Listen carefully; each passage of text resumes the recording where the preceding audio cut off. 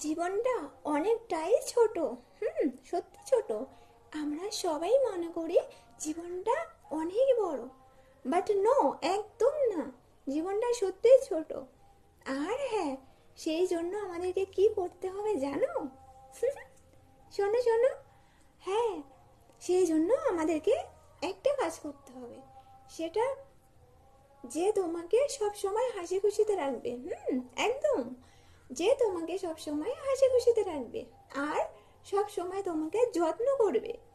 বুঝেছো? হ্যাঁ, তার পিছনেই তুমি সব সময় থাকো। বুঝতে পেরেছো? আর তার সাথেই থাকো। এটাই হচ্ছে আমার কথা। জানি না কেউ আবার এতে জ্বলছে কিনা। দোকান ধরে ফেলেছি। যদি কেউ আমার কথায় জ্বলে থাকো, but I am really so sorry.